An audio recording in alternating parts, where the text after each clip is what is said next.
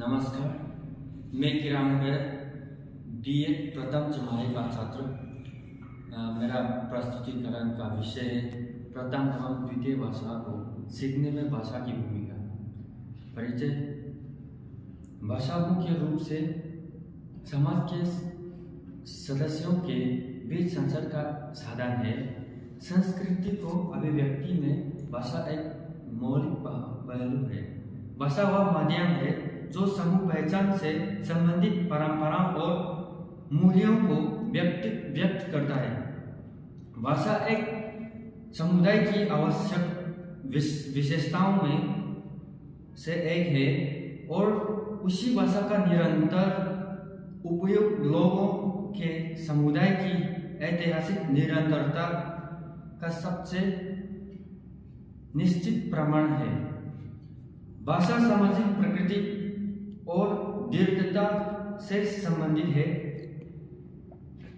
भाषा के संबंध उसमें हो रही घटना और समाज के बीच परस्पर निर्भरता और पारस्परिक सशक्तता से अंतर्निहित संस्कृति के साथ है। प्रथम भाषा। बच्चे की प्रथम भाषा वह भाषा होती है जो वह जन्म लेने के बाद सबसे पहले सीखता है एवं बोलता है। जब बच्चा जन्म लेता है तो उसके लिए सब कुछ नया होता है। जन्म लेने के बाद वह अपनी माता पिता एवं परिवार के अन्य सदस्यों के संपर्क में आता है और उनके मुख से उच्चारित ध्वनियों को सुनता है। बच्चा इन ध्वनियों को सुनकर समझने का और उनका अनुकरण करने का प्रयास करता है। बच्चा जब बड़ा होता है तो संभव है कि वह अन्य भाषाओं के संपर्क में भी आता है।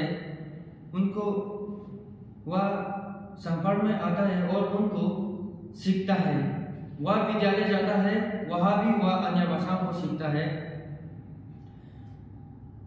और अध्ययन करता है, परंतु वह अपनी प्रथम भाषा घर में ही सीखता है। अर्थात बच्चा जो भाषा सर्वप्रथम सीखता है वह उसकी प्रथम भाषा होती है। द्वितीय भाषा। द्वितीय भाषा मातृभाषा के अतिरिक्त व्यक्ति अन्य बहुत सी भाषाओं को सीखता है। इसमें से द्वितीय भाषा वह भाषा होती है जो बच्चा अपने परिवार से तो नहीं सीखता, परंतु उनके आसपास के परिवेश में यह बोली जाने वाली भाषा हो सकती है।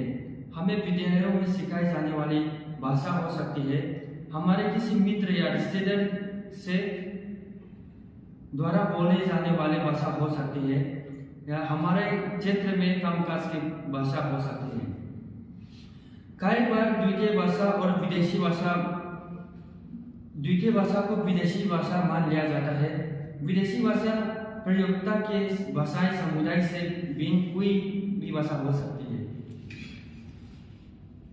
विदेशी भाषा अपने समाज एवं राष्ट्र से अलग समाज एवं राष्ट्र की संस्कृति को समझने का माध्यम है, जबकि द्वितीय भाषा अपने ही समाज की संस्कृति एवं समाज को समझने का दूसरा माध्यम है। और प्रथम भाषा अधिग्रहण की प्रक्रिया को समझते हैं। भाषा अधिग्रहण वह प्रक्रिया है जिसके द्वारा मनुष्य भाषा को समझने की क्षमता प्राप्त करते हैं, साथ ही शब्दों और वाक्यों को संवाद करने का उपयोग करने के लिए उपयोग करते हैं। भाषा अधिग्रहण अत्यंत मानवीय गुणों में से एक है, क्योंकि गैर मनुष्य भाषा का उपयोग करके संवाद नहीं करते। पहली या प्रथम भाषा अधिग्रहण में आमतौर पर इस प्रकार का समावेश होता है, जैसे घटना। प्रथम 2 महीने में शिशु रोने के अलावा कुछ आसपास ध्वनियाँ करता है। इस समय शिशु स्वर ध्वनियाँ का प्रयोग अधिक करता है। और इस तरह की ध्वनियों को गटकना या कोई कहा जाता है। और बल बुलाना, जब शिशु 3 से 4 महीना का हो जाता है तो उसका स्वर यंत्र इतना परिपक्व हो जाता है, वह पहले से अधिक ध्वनि उत्पन्न करता है। जब अब वह स्वर तथा व्यंजन ध्वनि के साथ मिलकर बोलना शुरू करते हैं, जैसे धा, ना और फा आदि। इसको इन्हें बल बुलाना कहा जाता है। शब्दावली का निर्माण करना, शब्दावली का निर्माण बालकों में शब्दों तथा अनेक अर्थ को समझना आवश्यक होता है। सामान्यतः बालक वैसे शब्दों का पहले सीखता है जो उसकी भूख प्रेरणा से संबंधित होते हैं। इसके बाद अन्य साधारण शब्दों को सीखता है, जैसे बालक नए शब्दों का सीखता है तथा पुराने शब्दों के लिए नए अर्थ समझता है, उसकी शब्दावली बढ़ती जाती है। भाषा विकास के प्रमुख सिद्धांत, तीसरे साल तक बच्चे कई शब्दों को मिलाकर वाक्य बनाने लगते हैं। इसी दौरान आत्मकेंद्रित यानी इगोसेंट्रिक भाषा का विकास होता है। आत्मकेंद्रित भाषा, जिन प्याजे के अनुसार बच्चे जिस बात कर रहे होते हैं उसके संदर्भ को समझ नहीं पाते, इसलिए उसकी बात समझ में नहीं आती। वाइगोस्की के अनुसार 3 से 4 साल की अवस्था में बच्चा प्राइवेट स्पीच आत्मभाषा करना शुरू कर देते हैं। यही आत्मभाषण बाद में सक्रिय चिंता में बदल जाता है। B.F. स्किनर के अनुसार पुनर्बलन का सिद्धांत के अनुसार बालक कई तरह के ध्वनियाँ शब्द निकालते हैं। जिन ध्वनियों को निकालने पर पुनर्बलन मिलता है, वे उन ध्वनियों को सीख जाते हैं। और सहज अधिगम नीति विषय के अनुसार, इस सिद्धांत के अनुसार बच्चों में जन्मजात रूप से मस्तिष्क में व्याकरण की कुछ संरचना होती है जिनकी मदद से वह भाषा सीखते हैं। इस संरचना को LAD यानी लैंग्वेज एक्विजिशन डिवाइस कहा जाता है।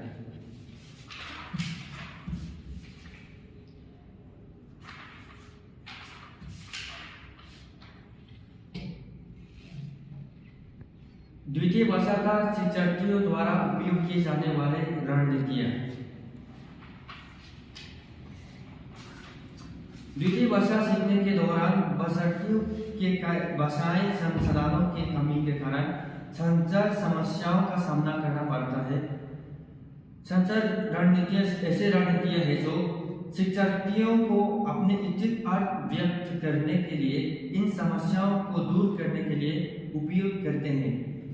उपयोग की जाने वाली रणनीतियों में पैराग्राफ का सही प्रस्तुतिकरण, प्रतिस्थापन, नए शब्दों का जोड़ना, पहली भाषा में स्थानांतरण करना और स्पष्टीकरण मांगना शामिल हो सकता है। द्वितीय भाषा अधिग्रहण में कुछ सामान्य रूप से उपयोग की जाने वाली रणनीतियां को हम इस प्रकार देख सकते हैं।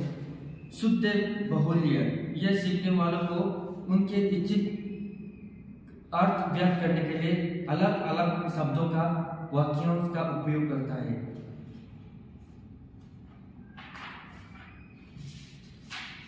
द्वितीय भाषा अधिग्रहण की प्रक्रिया, पूर्व उत्पादन, इसे मुख अवधि भी कहा जाता है। जब छात्र नए भाषा समझता है और सीखता है लेकिन बात नहीं करता, व्यक्ति के आधार पर यह अवधि अवसर 6 सप्ताह या उससे अधिक समय तक चलती है। प्रारंभिक उत्पादन, प्रारंभिक अवस्था में व्यक्ति छोटे शब्दों और वाक्यों का उपयोग करके बात करना शुरू कर देते हैं, लेकिन नई भाषा सुनने और उसका प्रयोग पर जोर भी जरूरी है। शुरुआती समय में इस चरण में कई प्रवृत्तियां होंगी, लेकिन व्यक्ति उस त्रुटि से सीखते हैं। भाषण इमर्जन। भाषण अधिक बार बोली जाने पर उसका प्रभाव अधिक होता है। इस दशा में शब्द और वाक्य लंबे होते हैं, लेकिन व्यक्ति अभी भी संदर्भ और परिचित विषयों पर निर्भर करता है। शब्दावली में वृद्धि जारी है और त्रुटियां घटने लगती है, खासकर जब हम सीखते हुए भाषा का बार बार प्रयोग करते हैं और उसको अपने आम जीवन में दोहराते हैं।